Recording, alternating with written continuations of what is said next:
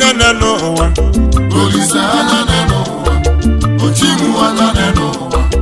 Ị na-anụghị egwu n'ala anya neno ụwa Olisa anya neno ụwa Ochimu anya neno ụwa Ị na-anụghị egwu n'ala anya neno ụwa Olisa anya neno ụwa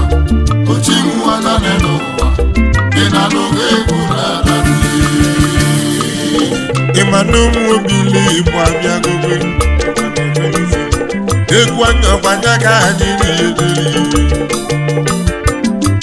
n'elu n'olu enu kwụsị akụ nwa afọ n'ọkwa mbụ na-ekwuri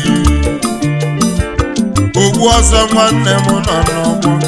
ịgba na-ekwere ichegbu ụmụ obili Igbo abịagobe anya na n'ụwa Olisa ha